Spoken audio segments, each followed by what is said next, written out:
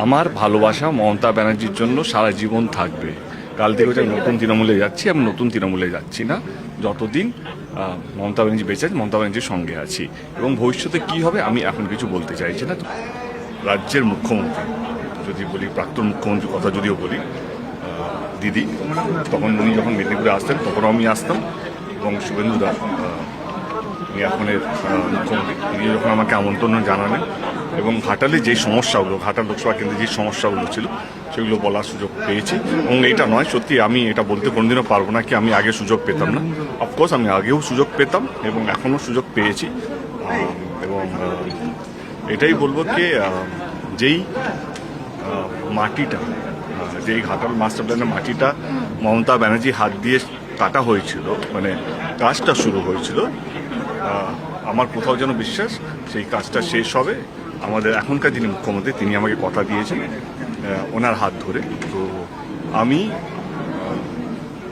সাংসদের থেকে বড় কথা কি, আমি একটা রিপ্রেজেন্টেটিভ ঘাটাল লোকসভা কেন্দ্রে, যেখানে আমি 2014 থেকে সবচেয়ে বড় কষ্ট ঘাটাল লোকসভা কেন্দ্রে সেটা হচ্ছে এখানকার বন্যা।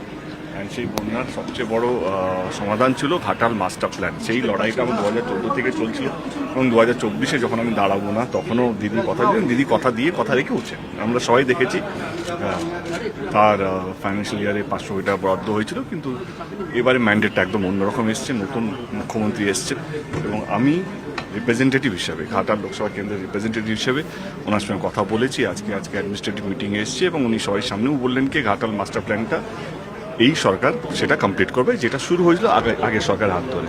কেমন লাগলো মুখ্যমন্ত্রীকে? কেমন লাগলো মুখ্যমন্ত্রীকে? কেমন লাগলো? এবারে আমি কথা বলি, আমাকে তোমরা 2014 থেকেই দেখছো সাংসদ হিসেবে।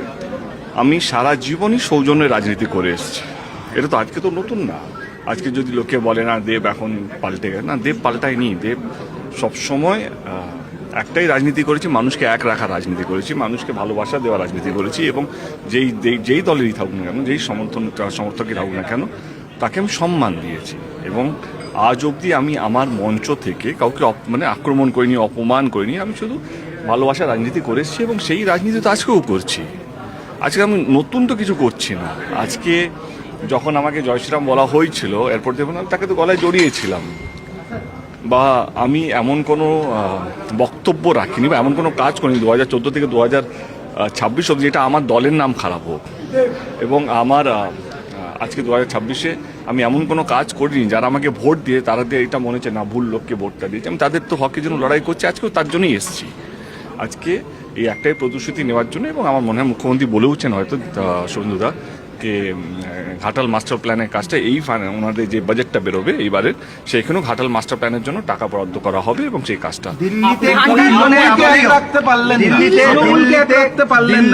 20 জনেও আপনি রয়েছেন, না। আমি একটা কথা বলি, আমার ভালোবাসা মমতা ব্যানার্জির জন্য সারা জীবন থাকবে। কাল থেকে হচ্ছে নতুন তৃণমূলে যাচ্ছি, আমি নতুন তৃণমূলে যাচ্ছি না। যতদিন মমতা ব্যানার্জি বেঁচে আছে, মমতা ব্যানার্জির সঙ্গে আছি। এবং ভবিষ্যতে কি হবে আমি এখন কিছু বলতে চাইছি না। তুমি যদি আজকে আমাকে জিজ্ঞেস করো, আমি দিল্লিও যদি গিয়ে থাকি বা আজকেও যদি এখানে উপস্থিত হয়ে থাকি, তৃণমূল কংগ্রেসের সাংসদ হিসাবে এসেছি। ঘাটাল লোকসভা কেন্দ্রে যারা আমাকে ভোট দিয়েছে তারা একটা বিশ্বাসে ভোট দিয়েছে। এই সাংসদ, এই লোকটা স্বপ্ন দেখিয়েছিল ঘাটাল মাস্টার প্ল্যান করবে এবং সেই স্বপ্নটা নিয়ে আমি শুভেন্দুদার কাছে এসেছি, যিনি এখন মুখ্যমন্ত্রী। এবং একটা জিনিস তো আমাদের সবাইকে মানতে হবে, কে law of the land, respect to the position, respect to the chair. আজকে আমি এটা তো অবিশ্বাস করতে পারবো না কি শুভেন্দু অধিকারী আমি আমাদের রাজ্যের মুখ্যমন্ত্রী নয়। আমাকে তো এটা মানতে হবে, আমাকে কেন, আমাদের সবাইকে মানতে হবে।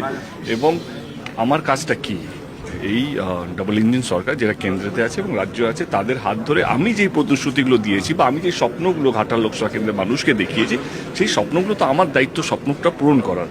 এবং আমার পুরো বিশ্বাস যে এই রাজ্য সরকার এবং শুভেন্দুদা এবং কেন্দ্র সরকার এই যে উদ্যোগটা নিয়েছে ঘাটাল মাস্টার প্ল্যানটা, এটা কোথাও যেন যেই টার্মটা আমরা সেট করি 2029-এর আগে, আমার আজকেও কথা হলো সেই টেনুয়ের মধ্যেই শেষ করা।